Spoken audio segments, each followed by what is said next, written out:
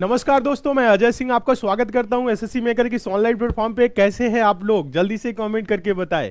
आप सभी को good evening, good evening, good evening. जल्दी से आप सभी स्टूडेंट जुड़ जाए, कॉपी पेन लेके बैठेंगे और आप सभी स्टूडेंट नोट भी करेंगे। आज आप लोगों की मैथ्स की क्लास है, बहुत ही शानदार, जबरदस्त, बहुत ही इंपॉर्टेंट क्लास होने वाली है दोस्तों। जो मैथ्स में सेट पैटर्न के क्वेश्चन होते हैं, जो एग्जाम ओरिएंटेड क्वेश्चन होते हैं, जो एग्जाम में बार बार पूछे जाते हैं प्रश्न, उन प्रश्नों को आज की क्लास में हम शामिल किए हैं। और सभी प्रश्नों को सॉल्व करने के लिए आज की क्लास में हम आप लोगों को बहुत ही आसान तरीका भी बताएंगे, ताकि मैथ्स के प्रश्नों को आप बहुत ही कम समय में सॉल्व कर सके। चलिए, पहला क्वेश्चन देखिएगा, सिंपल क्वेश्चन है। इस क्वेश्चन का देखते हैं कितने लोग आंसर देते हैं। चलिए देखिएगा, पहला जो क्वेश्चन है बहुत ही इंपॉर्टेंट है, हाँ, और सिंपल भी है। आंसर देना है सभी को। एक स्टोर में लागत मूल्य के 25% लाभ पर घड़ी बेची जाती है, विक्रय मूल्य पर लाभ का प्रतिशत कितना होगा? लाभ का प्रतिशत पूछ रहा है सेलिंग प्राइस पे। सिंपल क्वेश्चन है, आंसर दीजिए। तो क्या बोल रहा है? एक स्टोर में लागत मूल्य के 25% लाभ पर घड़ी बेची जाती है। मान लेते हैं लागत मूल्य 100 रुपए है। कितना है? 100 रुपए उसकी लागत मूल्य है। 25% लाभ पे बेचा गया है, यानी कि क्या हो गया? 125। यानी सीपी क्या हो गया? लागत मूल्य, कॉस्ट प्राइस। ठीक है, ध्यान दीजिएगा। 100 तो एसपी क्या हो गया? सेलिंग प्राइस, विक्रय मूल्य 125, क्योंकि 25% लाभ पर बेची जाती है। बोल रहा है विक्रय मूल्य पर लाभ का प्रतिशत। लाभ कितना है? 25% है। 100 125 यानी 25 का प्रॉफिट है। प्रॉफिट परसेंट पूछ रहा है, तो प्रॉफिट परसेंट बराबर प्रॉफिट अपान सीपी होता है। ये प्रॉफिट हमेशा क्रय मूल्य पे गणना किया जाता है, लेकिन यहां वो ये नहीं बोल रहा है कि प्रॉफिट परसेंट बताइए, बोल रहा है विक्रय मूल्य पर लाभ का प्रतिशत कितना होगा। विक्रय मूल्य मतलब सेलिंग प्राइस पे आपको प्रॉफिट की गणना करना है। यहां पे प्रॉफिट परसेंट क्या होगा? प्रॉफिट अपान एसपी इनटू क्या होगा? 100। तो प्रॉफिट 25 की है, सेलिंग प्राइस क्या है? 125। 125 और इनटू करेंगे 100, तो 25 25 125, 5 दूना के 10 और 0 यानी कि 20%। हाँ, सेलिंग प्राइस में क्या होगी प्रॉफिट परसेंट? 20%। ऑप्शन नंबर होगा बी। अच्छे से पढ़ेंगे, सिलेक्शन हो जाएगा, उसके बाद से जीवन आनंद में गुजरेगा। ठीक है, चलिए नेक्स्ट देखेंगे क्वेश्चन नंबर दूसरा। इस क्वेश्चन को हम टेस्ट के तौर पे रखते हैं। चलिए क्वेश्चन नंबर दूसरे को हम टेस्ट के तौर पे रखते हैं। सिंपल है, आंसर दीजिए। 36 मिनट एक दिन का कितना प्रतिशत होगा?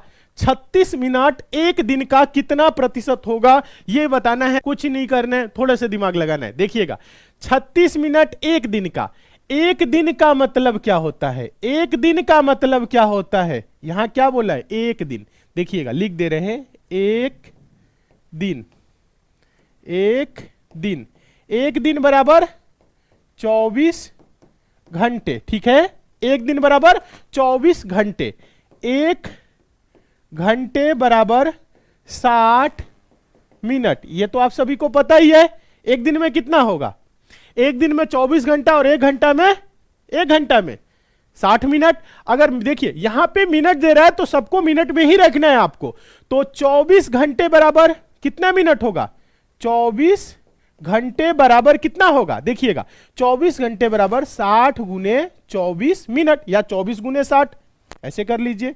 24 गुने 60 मिनट, यही होगा मिनट में करे तो। अब देखिए 36 मिनट पूछ रहे हैं, इसका कितना परसेंट है? यानी कि 36 बटा का, ध्यान दीजिएगा, 24 गुने 60 और परसेंट में पूछ रहे हैं गुने 100। गुने क्या करेंगे? 100। बस इसी को सॉल्व कर लीजिए, आंसर आ जाएगा। कैसे सॉल्व होगा ये देखिएगा, सारे स्टूडेंट समझने का प्रयास करेंगे। 0 से 0 कैंसिल कर लीजिए। 6 6 के 36 और 6 से 6 चौको 24। इधर आया 10 बटा का 4। 10 बटा का 4 को छोटा कर लेंगे तो 5/2। 5/2 का मतलब 2.5%, 2.5%, 2.5%, 2.5%। ऑप्शन नंबर क्या होगा? Option number B. आगे चले नेक्स्ट क्वेश्चन की तरफ।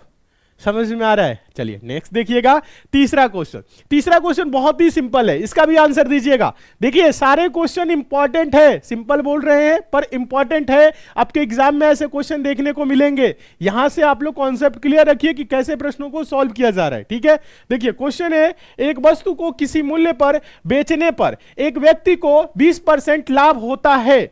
यदि वह उसे 2 गुने मूल्य पर बेचे तो कितने प्रतिशत का लाभ होगा। ध्यान दीजिएगा, किसी मूल्य पर बेच रहा है तो 20% का लाभ हो रहा है, अगर 2 गुना मूल्य पर बेचे तो कितने परसेंट का लाभ होगा। 40, 140, 100, 120 बताए तो। देखिए कुछ नहीं करना है, एक वस्तु को किसी मूल्य पर बेचने पर, मान लेते हैं 100 रुपए की वस्तु है, 120 में बेच दिए। कितना में बेच दिए? 120 में। तो कितने परसेंट का प्रॉफिट हुआ? 20% का प्रॉफिट है, हुआ कि नहीं? अगर 100 की वस्तु को 120 में बेच दिए तो प्रॉफिट कितने का हुआ? 20%। कह रहा है व्यक्ति को 20% का लाभ होता है। कह रहा है यहां पे ध्यान दीजिएगा, बोल रहा है यदि वह उसे 2 गुने मूल्य पर बेचे। 2 गुने मूल्य मतलब इसका 2 गुना, यानी कि कितना हो जाएगा? 120 का 2 गुना 240। कितना हो गया? 240। 120 की जगह अगर 240 में बेचे तो बोल रहा है कितने प्रतिशत का लाभ होगा। वस्तु तो 100 की ही है, अब बेच कितने में रहा है? 240 में। तो यहां पे जो प्रॉफिट होगा वो कितना होगा? 100 की वस्तु को 240 में बेचेंगे तो आप इसमें से 100 घटाएंगे, 140। 140 का प्रॉफिट हुआ। कितने का प्रॉफिट हुआ? देखिए प्रॉफिट परसेंट पूछ रहा है, तो प्रॉफिट परसेंट बराबर प्रॉफिट अपॉन सीपी इंटू 100%, यही तो होता है। तो प्रॉफिट कितने का है? देखिएगा 140 का, 140 का प्रॉफिट है। वस्तु कितने की है? 100 की है, और गुने क्या करेंगे? 100। 100 से 100 कैंसिल, परसेंट में कितना आएगा? 140%। 40% नहीं होगा, 140% का प्रॉफिट होगा। ऑप्शन नंबर बी हो जाएगा। चलिए समझ में आ रहा है तो मन लगा के पढ़िए, अच्छे से तैयारी करिए, सिलेक्शन लीजिए। क्लास को लाइक भी सारे स्टूडेंट जरूर कर देंगे, लाइक आप लोग नहीं करते हैं, ठीक है। आगे चलेंगे, नेक्स्ट देखेंगे क्वेश्चन नंबर 4।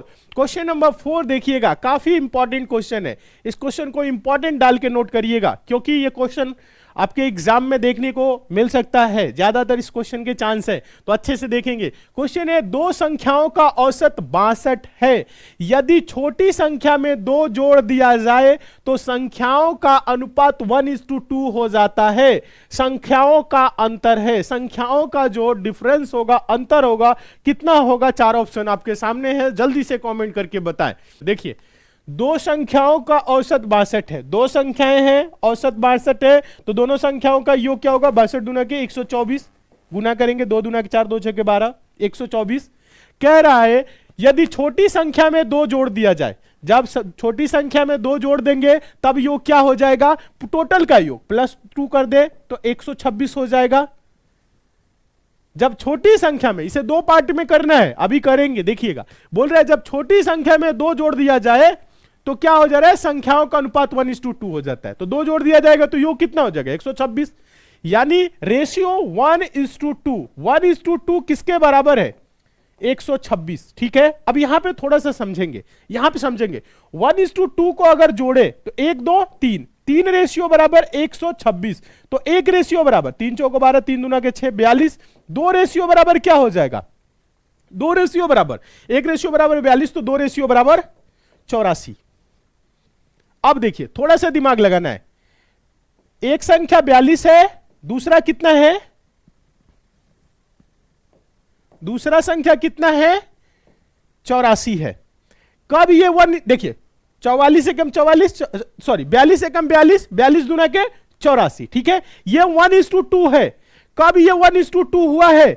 जब इसमें 2 जोड़ा गया है तब, ठीक है। यानी कि इसके पहले ये क्या था? इसमें से आपको 2 माइनस कर लेंगे तो संख्याएं 40 और 84 थी।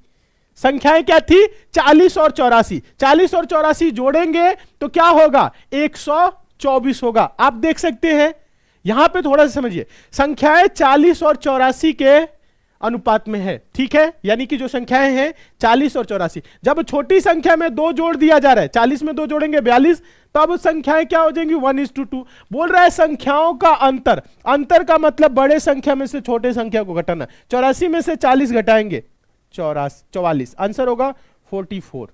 ऑप्शन नंबर होगा डी। बताए तो समझ में आया कि नहीं? नेक्स्ट देखेंगे क्वेश्चन नंबर 5। आंसर आप लोगों को देना है। चलिए, 300 रुपए की राशि पी, क्यू तथा आर में इस प्रकार बांटी गई है कि क्यू को पी से 30 रुपए अधिक मिलते हैं और आर को क्यू से 60 रुपए अधिक मिलते हैं।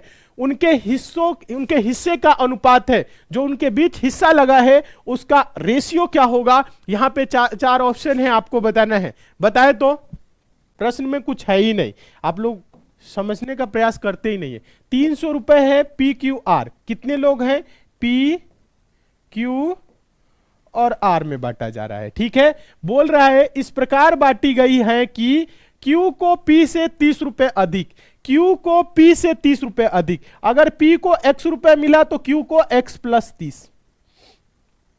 देखिए बोला है Q को P से 30 रुपए अधिक, Q को P से 30, अगर X तो ये X प्लस 30, यानी कि X प्लस 30 रुपए अधिक हो गया। ये X तो X प्लस 30, X की जगह कुछ भी वैल्यू रखेंगे तो वो X प्लस 30 हो जाएगा। समझ रहे। अब देखिए आगे देखेंगे, बोल रहा है और R को Q से 60 रुपए अधिक, R को Q से 60 रुपए अधिक। Q को कितना मिला है, X प्लस 30, और इसको कितना मिला 60 रुपए अधिक, तो इसमें और जोड़ दीजिए प्लस 60। ठीक है, अब इसको देखिए एक बार और लिख देते हैं, X प्लस 30 और ये होगा 60 30 90, X प्लस 90, यही होगा। बोल रहा है 300 रुपए की राशि, राशि कितनी है 300, अगर इन सबको जोड़ दिया जाए तो x, देखिएगा यहां पर देखिए, x plus 30 plus x plus 90 बराबर टोटल रुपए कितना है 300। जब जोड़ेंगे तो ये क्या होगा, x 3x प्लस 9 3 12, 120 बराबर 300। तो 3x बराबर 120 प्लस का उधर जाएगा माइनस होगा, 300 में से 120 घटेगा तो होगा क्या 180। 3x बराबर 180, तो x बराबर 3 6 18 60, x बराबर आ गया 60। बोल क्या रहा है, उनके हिस्से का अनुपात, x बराबर 60 है तो ये हो जाएगा 60, ये होगा 60 प्लस 30 90, ये होगा 60 प्लस 90 150, कटा लीजिए, 30 दूना के 60, 30 तिया 90, 30 25 150, रेशियो होगा 2:3:5। इनके बीच जो बटा है हिस्सा वो होगा 2:3:5, 2:3:5। Option number D. बताए तो क्लियर है।